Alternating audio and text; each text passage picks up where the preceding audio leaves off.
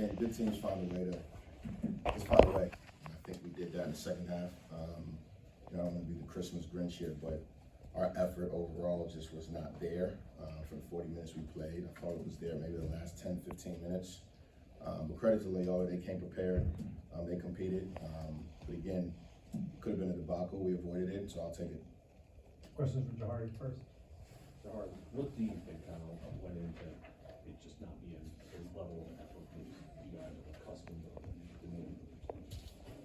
I think to start the game, they were making tough shots, and we let that dictate how we played. So I think on offense, it dictated how we played. Like we kind of slowed down and played into their hands, like with the zone and everything. But we found a way to pick it up. What do you think kind of switched for you there on 12 minutes or so? I think we started to get stops. Corey had ended up getting a charge, stops got the block. We started getting out and running more. It led to easier baskets. Leak got a oop to Riley, and I think we started getting more transition buckets.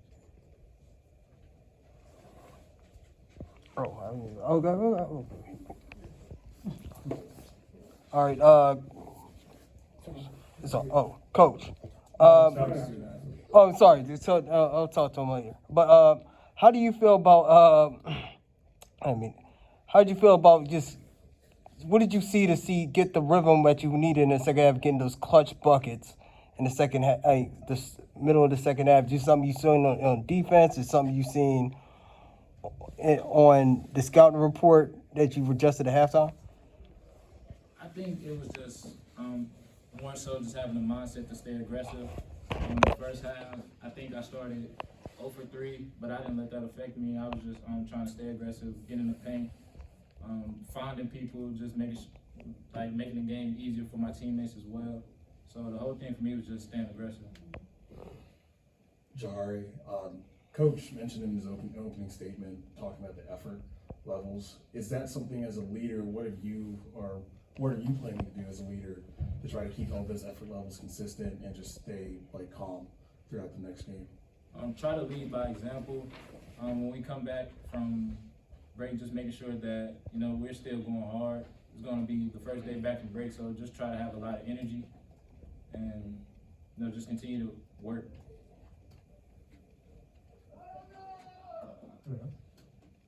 Good job. Thanks.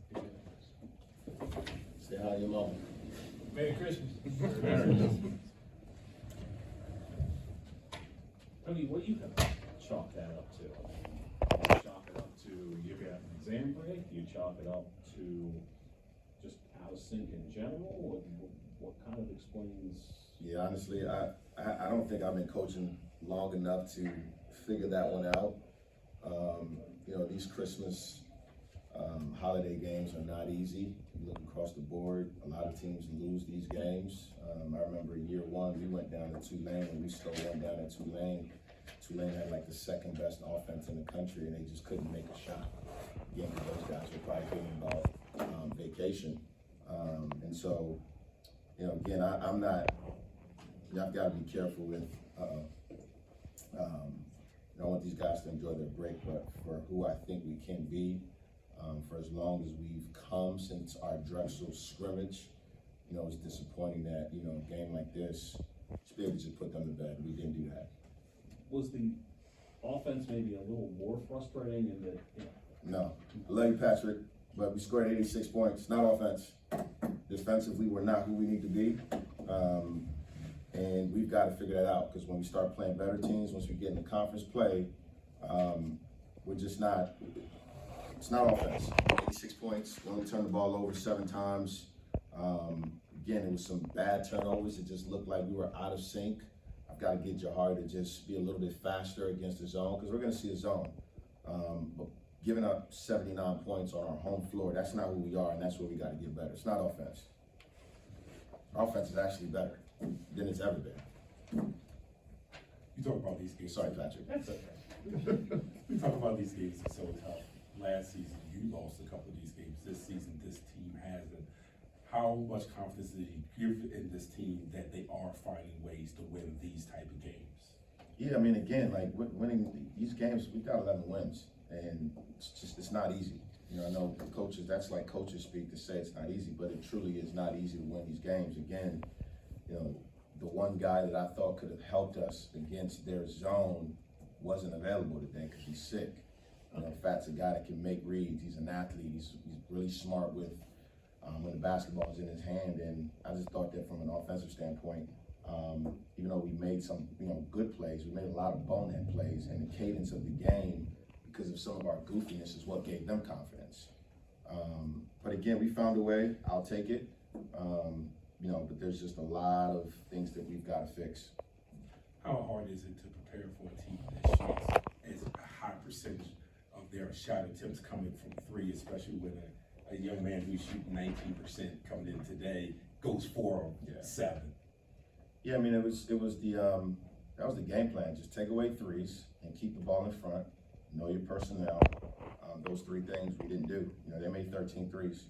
When they make more than 10 threes, they win. And they're shooting it at 40%. And I thought their first, they made some tough shots to start the game. That gave them their confidence. And we were just a step slow. Maybe the 2 days that we had yesterday, maybe that was, I don't want to give these guys any sort of excuses, but credit to them. They stayed in the game, 13 threes, made their free throws. They drove us. That whole team is what we call Tatums. They can drive. They can also shoot the basketball. And I thought we created offense for them by not doing the job of what you're supposed to do against the Tatum, which is take away the three, but then also keep the ball in front. Can't be bad at both. And I thought we did that for the most part. But again, we found a way, and we're just going to have to fix it. And you alluded to it a little bit earlier. You're going to have a break, a time off. As a staff, how do you prepare for your last non-conference against Penn? And then you're heading into your conference season. Do you use that extra time to start peeking into your conference? Absolutely. We watch games.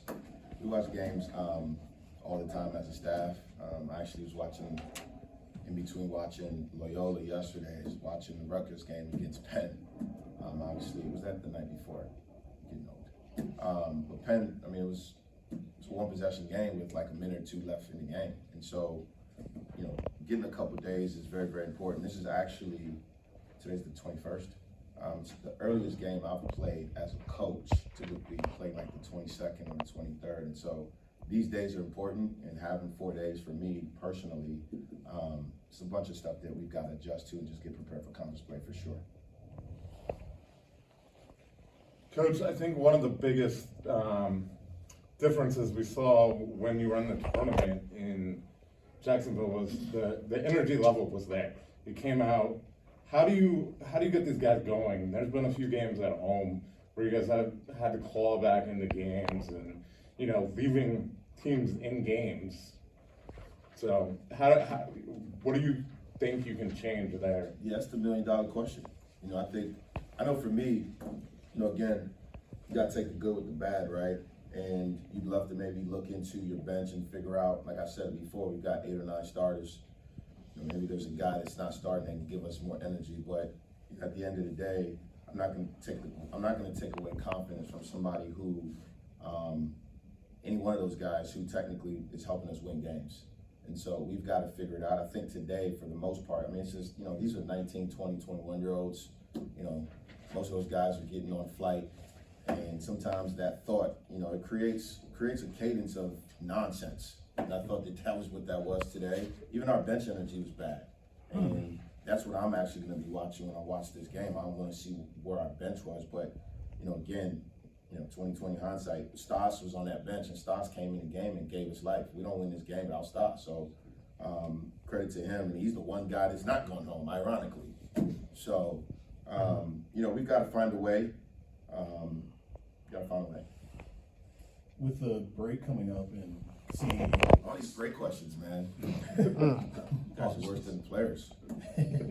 yeah, with hopefully after post break, you would want to anticipate for this Penn game. Penn game might be the same situation. Is there anything that you're going to be reevaluating these next couple of days leading up to Penn? Yeah, how to be the defensive team I want us to be. I need us to be. Okay.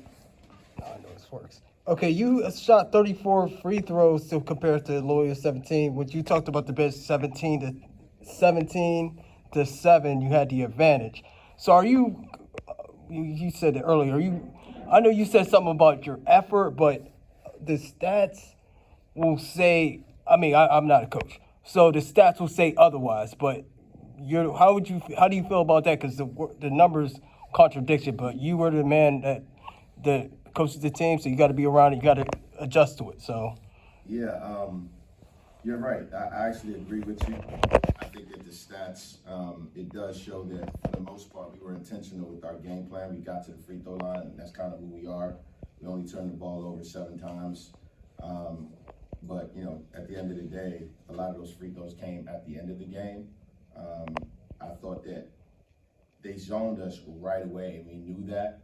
But sometimes when you see a zone, you think it's a 3-point shooting contest. And I thought that early on, that's kind of just messed us up a little bit. But I agree, you know, it was not as ugly as of a game looking at the stats. But you're right, I'm a coach, and I see different things on that floor, and it just didn't look right. But maybe when I watch film, I change my mind.